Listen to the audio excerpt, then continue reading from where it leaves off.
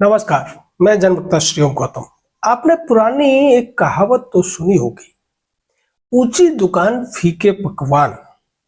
और भी बहुत सारे ऐसे मुहावरे हैं जो इस समय हमारे देश की जो न्यायपालिका है, जो जुडिशरी है, उस पर पूरी तरह फिट बैठते हैं। जैसे एक और मुहावरा है, थोथा चना बाजे गना। और उसी कड़ी में एक और मुहावरा है कि अपने मुंह मियां मिट्ठू बनना, यानी अपने ही बड़ाई खुद से करना।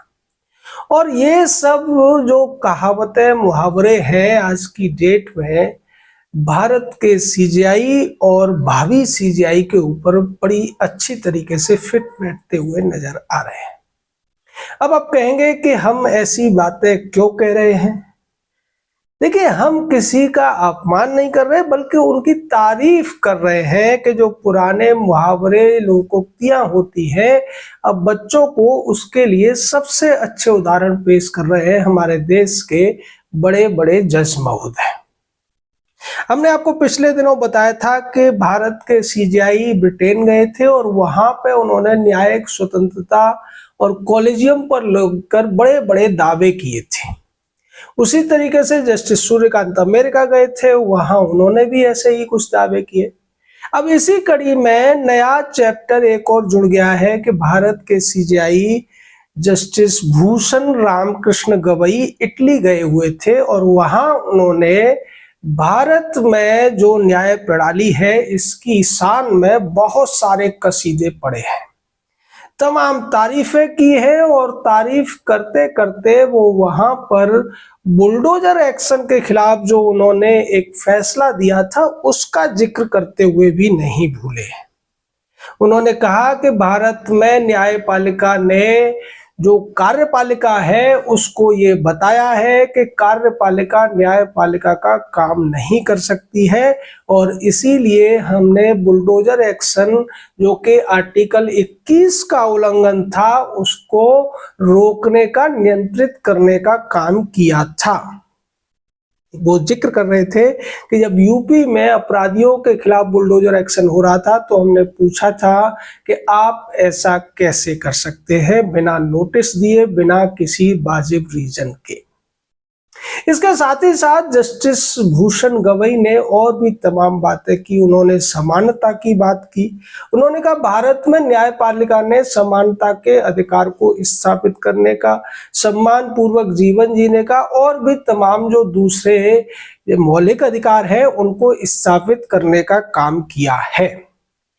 और साथ में उन्होंने ये भी कहा कि आम जनता को, गरीब आदमी को, पिछड़े से पिछड़े आदमी को हमने न्याय देने का काम किया है। अब उनकी बात में कितनी सच्चाई है वो तो जुडिशरी के आंकड़े देखने के बाद कोई लेमैन यानी साधारण बुद्धि वाला व्यक्ति भी समझ सकता है। ताज्जुब तो तब होता है कि विदेशों में जाकर वो इतनी बड़ी बड़ी बातें करते हैं लेकिन वहां कोई भी पत्रकार या तो उसे ऐसी सामग्री इंटरनेट पर मिल नहीं पाती है या फिर वो अपना दिमाग उतना नहीं लगाते हैं या उन्हें लगता है कि भारत के जो बड़े बड़े जजेस भाषण में जो कह रहे हैं सच्चाई वही होगी। अन्यथा कोई तो पत्रकार उनसे सवाल कर सकता था कि आप ये बताइए, आप भारत की जो न्याय व्यवस्था है उसको दुनिया में सबसे अच्छा बताने के दावे करते फिर रहे हैं, तो फिर भारत में 5.5 करोड़ केसेस पेंडिंग क्यों हैं? उससे कोई दूसरा पत्रकार ये भी पूछ सकता था कि अगर ऐसी बात है तो फिर भारत के हाई कोर्ट और सुप्रीम कोर्ट में 33% के करीब रिक्तियां क्यों हैं? उनसे यह भी पूछा जा सकता था कि जो भारत की लोअर जुडिशरी है, डिस्ट्रिक्ट कोर्ट तक का जो जुडिशियल सिस्टम है, उसमें भी 20 से 25% की रिक्तियां क्यों हैं? यानी जो सवाल उठते हैं कॉलेजियम पर भाई भतीजावाद के, पक्षपात के, वो सारे के सारे सवाल उनसे नहीं पूछे जा रहे हैं। और यही वजह है कि हमारे जो बड़े बड़े खासकर हाई कोर्ट सुप्रीम कोर्ट के जो जजेस होते हैं वो सार्वजनिक कार्यक्रमों में भारत में तो ऐसे बयान नहीं देते हैं, ऐसे भाषण नहीं देते हैं, क्योंकि उन्हें डर लगता है कि कोई उनसे सच्चाई को लेकर सवाल पूछ देगा और वो सवाल फिर आज की डेट में सोशल मीडिया पर वायरल हो जाएंगे। यही वजह है कि वो भारत में तो ऐसे किसी कार्यक्रम में शिरकत नहीं करते जहां आम जनता को बुलाया जाए। ऐसे थोड़े बहुत कार्यक्रम होते हैं जहां ज्यादातर या तो ब्यूरोक्रेसी के लोग होते हैं या वकील होते हैं, और वकील तो चूंकि उन्हीं के अंडर में काम करते हैं, तो पुरानी जो कहावत है कि मगर पानी में रह के मगरमच्छ से बैर कौन करेगा, बिल्ली के गले में घंटी कौन बांधेगा। इसलिए वकीलों से तो आप ऐसी उम्मीद नहीं कर सकते कि वो इन जज साहिबान से तीखे सवाल कर पाएंगे।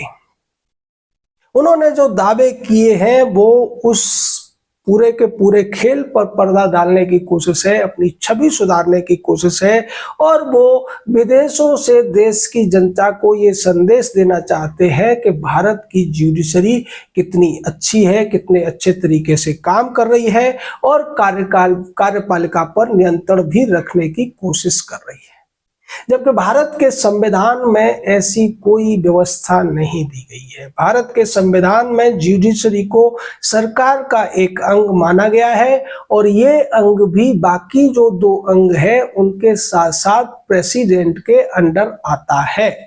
लेकिन इस देश में जब से पिछले 30-35 सालों में राजनीतिक स्थिरता जो अस्थिरता थी वो बड़े पैमाने पर आई, उसके बाद जो तमाम वकीलों के समूह थे और जजों के समूह थे, उन्होंने यहाँ पर बहुत सारी ऐसी चीजों को बदलाव करके अपने मनमाफिक बना लिया जो संविधान के अनुरूप नहीं थी। जिसमें सबसे बड़ा तो मुद्दा ये कॉलेजियम का है, जिसके द्वारा जजों की नियुक्ति की जाती है। दूसरा, जजों को इम्यूनिटी देने का है कि कोई भी जज कितने से बड़े से बड़ा जघन्य अपराध कर ले, लेकिन उसको आप अरेस्ट नहीं कर सकते, उसके खिलाफ एफआईआर नहीं कर सकते, उसके खिलाफ जांच भी नहीं कर सकते। तो ये फिर समानता के अधिकार का क्या उल्लंघन नहीं है? भारत के संविधान में स्पष्ट तौर पर कहा गया है equality before law and equal protection of law. ये उस सिद्धांत का सीधे तरह पर उल्लंघन है जो कि सीजेआई के संरक्षण में ही चल रहा है। इन्हीं सीजेआई महोदय के पास एक बड़ा अच्छा मौका था। यशवंत वर्मा के खिलाफ क्रिमिनल चार्जेस लगभग तय हो चुके हैं, एक जांच कमेटी के द्वारा उनकी पुष्टि हो चुकी है। अगर ये चाहते और यशवंत वर्मा के खिलाफ एफआईआर करने का आदेश पुलिस को या सीबीआई ईडी को देते तो शायद इन्हें लोग ईमानदारी की लिस्ट में सबसे ऊपर रख पाते, लेकिन उन्होंने ऐसा नहीं किया। वो उसी परंपरा को ढोने की कोशिश कर रहे हैं जो पिछले 30-35 सालों में जुडिशरी ने अपने चहेतों या अपने ही जो साथियों के लिए बना ली है।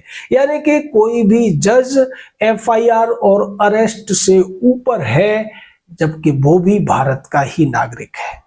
यानी भारत के संविधान को लेकर आप बड़े बड़े दावे तो करेंगे, लेकिन उस संविधान को लागू कैसे किया जाए और जनता तक ये मैसेज भी जाए कि हाँ, वास्तव में संविधान सभी के लिए बराबर है और इस देश के सभी नागरिक बराबर है, उसको आप स्थापित करने की दिशा में कोई कदम नहीं उठाएंगे।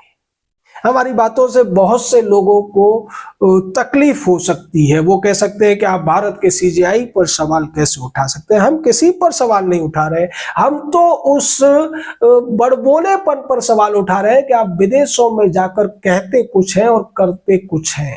हमारी एक भी बात झूठी हो तो आप हमें गलत बोलिए, हम उसके लिए क्षमा भी मांगेंगे।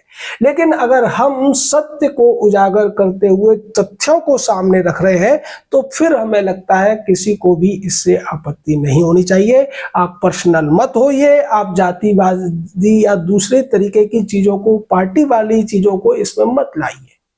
वो किसी भी अन्य पार्टी से रहे होते तब भी हम ऐसी ही बातें करते अगर वो ऐसा कह रहे होते तो, क्योंकि वो जो कुछ कह रहे हैं वो न्यायपालिका की सही तस्वीर को नहीं दिखा रहा है। इस देश में पिछले 75 सालों में आप देखेंगे कि 7.5% भी गरीब लोगों को न्याय नहीं मिला होगा।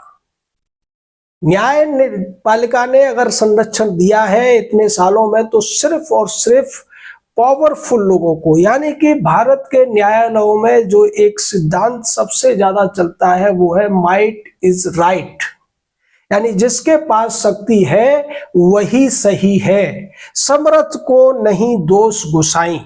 और कपिल सिब्बल, अभिषेक मनु सिंघवी, दुष्यंत दवे, राजीव धवन जैसे जो वकील है, या उससे पहले फली शेख नरीमन जैसे वकील थे, राम जेठमलानी जैसे वकील थे, वो इस कहावत को पूरी तरीके से चरितार्थ करते थे। आप उनको लाखों रुपए पर अपीयरेंस का दीजिए, बड़े से बड़े केस में वो आपको जमानत दिलाकर बाहर ला देंगे और फिर आप लालू और केजरीवाल या जो राहुल गांधी है, सोनिया गांधी है, इनकी तरह से आराम से मौज करेंगे, चाहे आपके ऊपर कितने भी बड़े आरोप क्यों ना हो। जबकि गरीब आदमी के केस में ऐसा नहीं होता है, उसके पास 500,000 रुपए भी नहीं होते वकील को फीस देने के लिए, तो फिर वो कैसे अपने पक्ष में दलीलें करा पाएगा, कैसे जज को कन्विंस करा पाएगा। और ऐसा नहीं कर पाएगा तो वही होगा जो होता आ रहा है कि इस देश की जेलों में 76% से ज्यादा वो लोग पड़े हुए हैं जो कि अंडर ट्रायल है, यानी कि उनको सजा नहीं हुई है बल्कि उनके केसेस अदालतों में पेंडिंग पड़े हैं। अगर उनके पास भी माइट होती, पैसा होता, सामर्थ्य होता, तो शायद वो लोग भी देश की खुली हवा में सांस ले रहे होते। इस पर हमारे जज साहिबान नहीं बोलते हैं। पिछले 10 सीजेआई में के अगर आप उठाकर देखेंगे, कभी भी इन चीजों पर बात वो करते हुए नजर नहीं आते हैं। और चंद्रचूड़ महोदय को तो भारत की वर्तमान राष्ट्रपति ने एक कार्यक्रम में कहा था कि सीजेआई महोदय, जो जेलों में लोग सड़ रहे हैं, जिनके केसेस पेंडिंग पड़े हुए हैं, उनको लेकर कुछ कीजिए।